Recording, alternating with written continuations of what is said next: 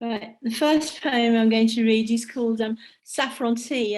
Robert and I were staying on a houseboat in Kashmir, and I think there was some sort of revolution nigh actually, and it was quite interesting. But anyway, I'll start this one. It's called Saffron Tea. Blood red sunset over the Shalimar propels us skyward. A girl floats past with her trailing locks under a velvet cap. It's covered in pearls, painstakingly sewn on by her doting mother, a frenzy of stars embezzling the darkening sky, the night wind. Tomorrow the tailor will come. I balk at the prospect. He calls me Big Bum. Would you like a Kashmiri poncho? You need one for the winter here. We stare evenly at each other. His teeth capsize in his harbour mouth. I sip my tea, tranquility on a high roll, yet the anchor holds us in place. Which cloth do you prefer? I think the dog-tooth check, the colour of sand. His measure reels me in as his hands explore rounded hips that he despises. It's a good choice, the end of the roll. You will not regret wearing a desert. I decide to pander to his ego. After all, he knows well the colour of gold. In winter, we keep a fire pot under poncho. Otherwise, we could freeze. I agree that it sounds like the best solution, but hint that we may not be here. I change the subject. Did Mick Jagger really stay on this boat? Of course. You really must stop taking the saffron. It's the thought of Mick in his heyday. The boat rocks with sympathy for the devil, a man of wealth and taste. And did he buy a poncho? And was it in gold lame? I think he chose red velour. Make haste, your breakfast is here. 1 plate boiled eggs. Now I must go. I'll be back in 2 days with your poncho. Our houseboy sets out the plates. He steps out daintily onto a silk canopied shikara. The night stars embrace the moon. Winter seems frozen in time, even in Ladakh, where it's soon to be impassable. I had so much wanted to visit those temples high up in the heavens, and soon. But it's certain that I'll need my poncho. And what is it they put in that tea?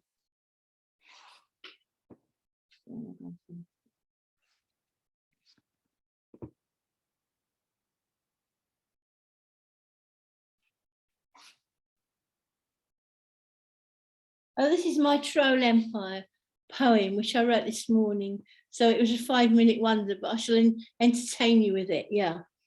Troll Empire. I'm a troll, boldy roll. I'm a troll, boldy roll. I'm a troll, boldy roll. And I'll eat you for supper. The song of a troll is unpleasant. The song of a troll is grim. Trolls can be anything you want them to be. Murderous, backstabbing, living in sin, cannibals, knocking back gin, eating their own kith and kin, roasting them on racks, like newspaper hacks, out for the kill, or Tory politicians, we're stuck with them still. Truss in a corner, she'll never last long. Our worthy PM is troll bait, she's full of hate for the lumpen proles, but she'll never fit in, even in a troll's pot, to her empire of dreams. Just think Marie Antoinette. It's the king's new clothes.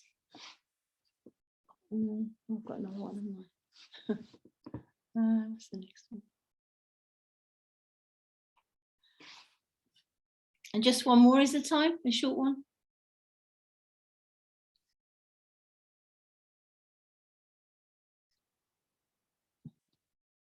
It's Second Coming. Oh, come on.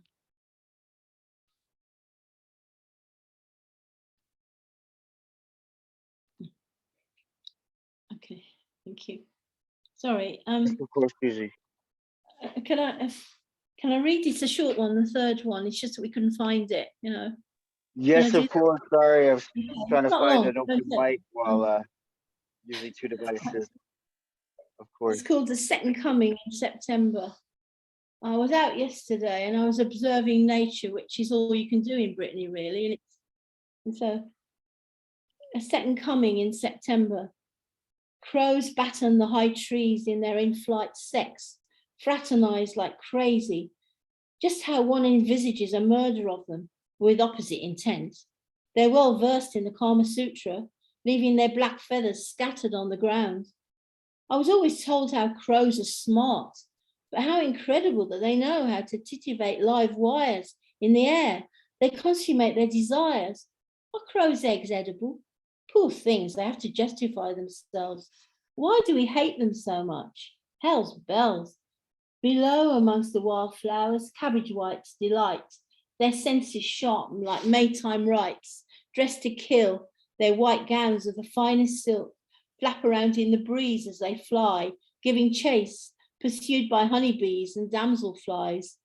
Delighting their senses, feelers erect, giving it head, palpitate the night, swing on nosegays of roses, on hammocks of silk, edged with spider lace, in a race against time, a week or two max. Life in a winged frenzy beats a silent communion anytime. Animals know. Yeah. Pussy knows. Butter nose. Butter nose, yeah. I'm not a butter nose. He's lovely.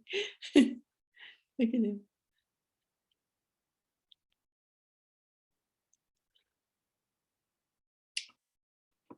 A lifetime's journey.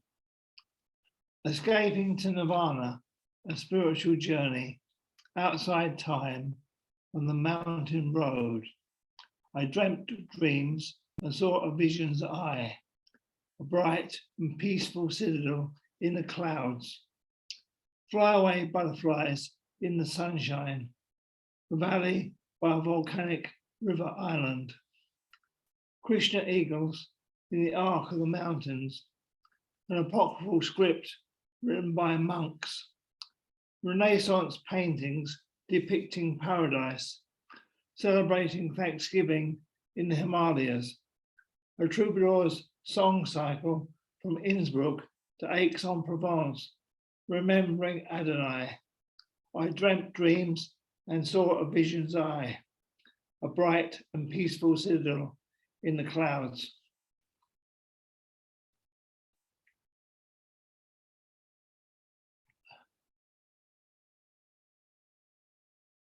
Kidnapped from our country, a moon calf beneath the sunset mountains, native chieftains in kinship to our realm, astral travelers arriving on the shoreline, a waterfall of sparkling ice flows, meltwater crisscrossing the equator, signals and runes, a whirlwind journey from Alpha Centauri, swimming within the amniotic sea, arriving at the end of dawn's lightning, a white dwarf in owl light, a glowworm in a red shift, the ghost ago, a foundling child, Atlantis rising from the ocean's thunderstorm, the sun-shone temple of the goddess, rejoicing in the spirit of her innocent spirit,